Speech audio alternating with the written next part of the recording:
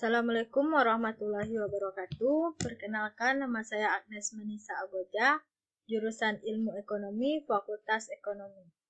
Baiklah, di video kali ini saya akan menjelaskan tentang bab 14, yaitu pengujian hipotesis sampel kecil.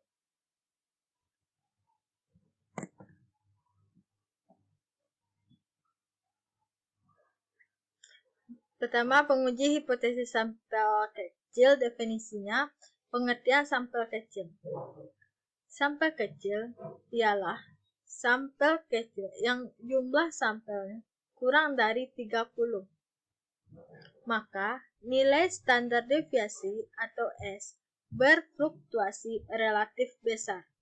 Sehingga nilai uji Z sama dengan rata-rata sampel kurang rata-rata populasi bagi S pangkat N. Tidak bersifat normal. Oleh karena itu, untuk sebaran distribusi sampel kecil dikembangkan suatu distribusi khusus yang dikenal sebagai distribusi T atau T-student. Nilai-nilai distribusi T dinyatakan sebagai berikut. T sama dengan rata-rata kurang U per S bagi pangkat N, di mana T nilai distribusi T, U nilai rata-rata populasi, X nilai rata-rata sampel, S standar deviasi sampel, dan N jumlah sampel. Untuk menentukan sampel dan populasi yang digunakan maupun referensi label yang dikembangkan para ahli secara umum untuk penelitian korelasional, jumlah sampel minimal untuk memperoleh hasil yang baik adalah 30. Sedangkan dalam penelitian eksperimen jumlah sampel minimal 15 dari masing-masing kelompok, dan untuk penelitian survei jumlah sampel minimal 100. Nah, selanjutnya itu ciri-ciri distribusi D-student. Yang pertama, distribusi T-student seperti distribusi Z merupakan sebuah distribusi kontinu, di mana nilainya dapat menempati semua titik pengamatan. B. Distribusi D-student seperti distribusi Z berbentuk genta atau lonceng dan simetris dengan nilai rata-rata sama dengan 0. Selanjutnya yang ketiga, distribusi T-student bukan merupakan satu kurva seperti kurva Z, tetapi keluarga dari distribusi T. Setiap distribusi T mempunyai rata-rata hitung sama dengan 0. Tetapi dengan standar deviasi yang berbeda-beda, sesuai dengan besarnya sampel atau N, ada distribusi T untuk sampel berukuran 2, yang berbeda dengan distribusi untuk sampel sebanyak 15,25, dan sebagainya. Apabila sampel semakin besar, maka distribusi T akan semakin normal. Yang keempat, distribusi T lebih mendata dan dibandingkan dengan distribusi Z. Dampak dari distribusi yang lebih diperluas adalah untuk taraf nyata atau A tertentu akan memiliki nilai kritis yang lebih besar dibandingkan dengan nilai kritis pada distribusi.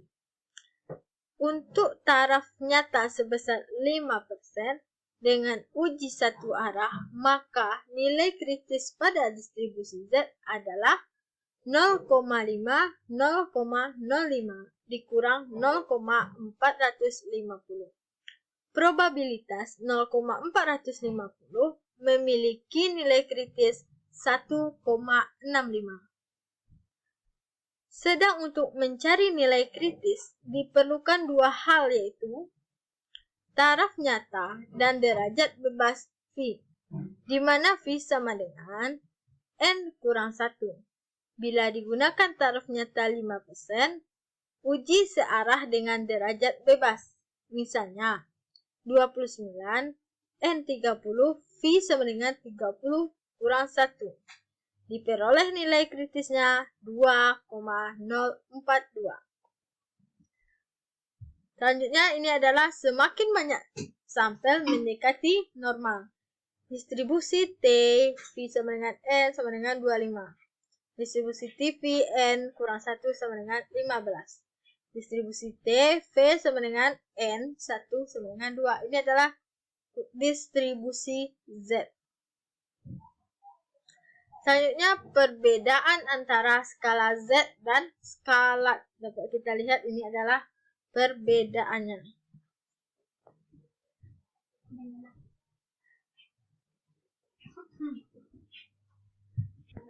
Ini adalah perbedaan antara skala Z dan skala T.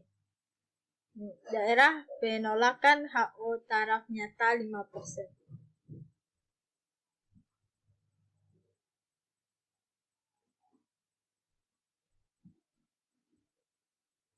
Selanjutnya fungsi dari pengujian distribusi. Yang pertama yaitu untuk memperkirakan interval rata-rata. Yang kedua, untuk menguji hipotesis tentang rata-rata suatu sampel. Yang ketiga, halaman penerimaan suatu hipotesis. Yang keempat, untuk menguji suatu pernyataan apakah sudah layak untuk dipercaya. Dan ini tahap menguji rata-rata hitung populasi. Yang pertama, merumuskan hipotesis 0 dan hipotesis alternatif H0 dan H1. Yang kedua, menentukan taraf nyata apakah 1%, 5%, atau pada taraf lainnya, serta mengetahui titik kritis berdasarkan pada tabel T-student. Yang ketiga, menentukan uji statistik dengan menggunakan rumus uji T. Yang keempat, menentukan daerah keputusan yaitu daerah tidak menolak H0 dan daerah menolak H0.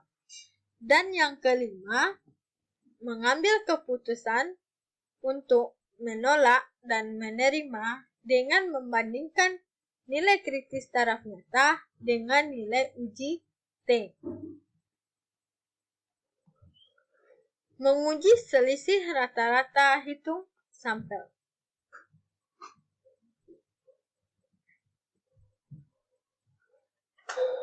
Rumus dari varian gabungan adalah sebagai berikut. S2P sama dengan N1 kurang 1, S21, S kuadrat P sama dengan N1 kurang 1, S1 kuadrat ditambah N2 kurang 1, S2 kuadrat per N1 tambah N2 kurang 2.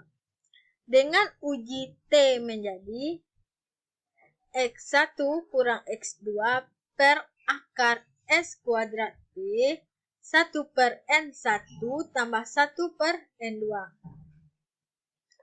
Di mana T nilai distribusi T, X1 nilai rata-rata sampel pertama, X2 nilai rata-rata sampel kedua, S kuadrat P penduga varian gabungan populasi, N1 jumlah sampel populasi pertama, N2 jumlah sampel populasi kedua, S1 kuadrat varian sampel pertama, S2 kuadrat varian sampel kedua. Nilai pembagi pada varian gabungan yaitu N1 tambah N2 kurang 2. Juga merupakan derajat bebas gabungan antara dua sampel. Sedang untuk satu sampel derajat, bebasnya adalah N kurang 1. Ikut C itu Bapak, Ganes. B. Menguji hipotesis pengamatan berpasangan.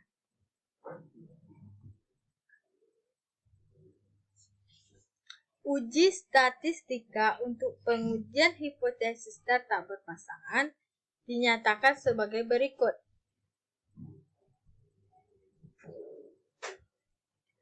T sama dengan D per SD per akar N.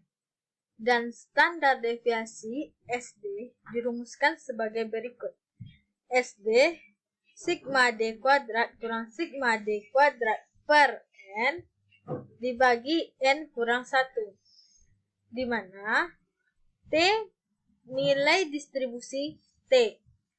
D nilai rata-rata perbedaan antara pengamatan berpasangan. SD standar deviasi dari perbedaan antara pengamatan berpasangan. N jumlah pengamatan berpasangan. D perbedaan antara data berpasangan. Selanjutnya kita jelaskan tentang langkah-langkah hipotesis selisih rata-rata. Yang pertama, perumusan hipotesis. Uji kedua pihak. HO dibagi HO dibagi U1 sama dengan U2. HA dibagi U1 bukan elemen U2. Kriterianya seperti ini. ZA per 2. Z besar dari ZA per 2 dan Z kecil dari ZA per 2. Di mana HO tidak dapat ditolak. Min ZA per 2 besar dari Z atau ZA per 2 kecil dari Z, H0 ditolak. N besar dari 30, di mana ZA per 2 sama dengan 1 per A bagi 2. Di mana N besar sama dari 30, di mana T A per 2 sama dengan A per 2 dengan DF sama dengan N1 tambah N2 dikurang 2. Yang selanjutnya, uji pihak kanan. H0 dibagi H1 besar sama dari U2. HA dibagi U1 besar dari U2. Kriterianya seperti ini. ZA besar sama dari Z, HO tidak dapat ditolak. ZA kecil dari Z, HO ditolak. N besar 30, di mana ZA sama dengan 0,5 dikurang A. N kecil sama 30, di mana TA sama dengan A dengan DF N1 tambah N2 dikurang 2. Yang ketiga, uji pihak kiri. H0 banding U1 besar dari U2. HA banding U1 kecil dari U2. Kriterianya seperti ini. Z besar dari min AZ, yaitu HO tidak dapat ditolak. Z kecil dari min 2A, HO ditolak. N besar 30, di mana ZA sama dengan 0,5 dikurang A.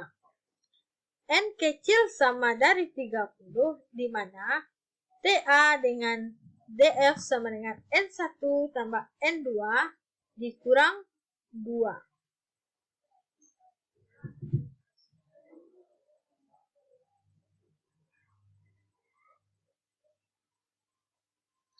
Selanjutnya, ciri-ciri distribusi F.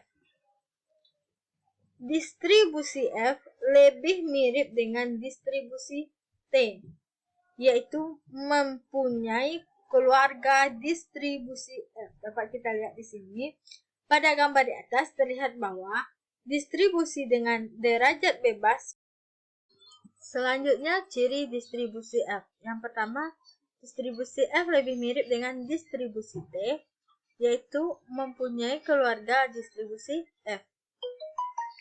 Pada gambar di atas terlihat bahwa distribusi dengan derajat bebas pembilang 5 dan penyebut 5 yang dituliskan DF dalam kurung 5,5 mempunyai distribusi F yang berbeda dengan distribusi DF 20,7 dan DF 29,28. Yang kedua, distribusi F tidak pernah mempunyai nilai negatif sebagaimana pada distribusi Z. Distribusi Z mempunyai nilai positif di sisi kanan dan negatif di sisi kiri. Nilai tengahnya, distribusi F seluruhnya adalah positif atau menuju jalur menjulur ke positif atau positively skewed dan merupakan distribusi kontinu yang menepati seluruh titik di kurva distribusinya. 3. Nilai distribusi F mempunyai rentang dari tidak terhingga sampai 0. Apabila nilai F meningkat, maka distribusi F mendekati sumbu X, namun tidak pernah menyentuh sumbu X tersebut. 4. Distribusi F juga memerlukan syarat, yaitu A. Populasi yang diteliti mempunyai distribusi yang normal. B. Populasi mempunyai standar deviasi yang sama. Dan C. Sampel yang tertarik dari populasi bersifat bebas serta diambil secara acak. Yang kelima, berdasarkan pengamatan distribusi F dapat digunakan untuk menguji perbedaan dua varian. Pengujian suatu sisi diperlukan distribusi F. Berikut adalah rumus untuk menemukan nilai F. F yaitu DF1 banding DF2 sama dengan MSB per MSW.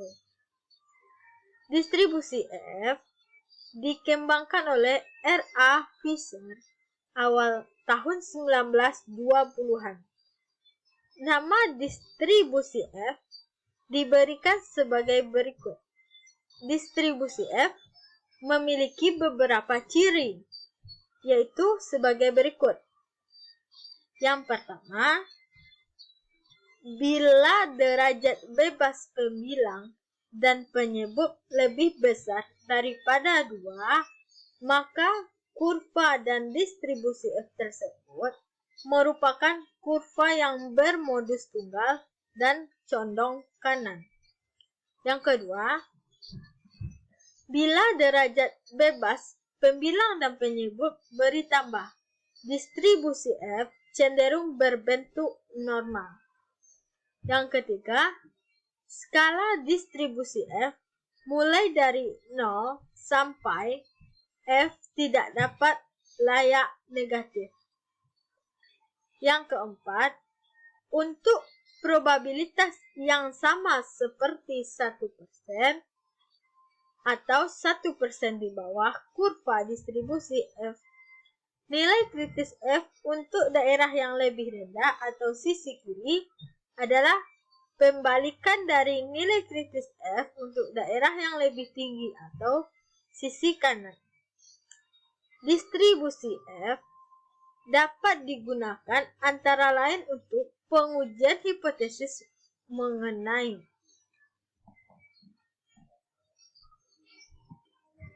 1. Persamaan 3 atau lebih rata-rata populasi yang diperkirakan dengan teknik analisis varian NOVA, yaitu analisis dari pemberdayaan yang meliputi analisis varian satu arah dan analisis varian dua arah. Yang kedua, persamaan dua varian populasi yang diperkirakan.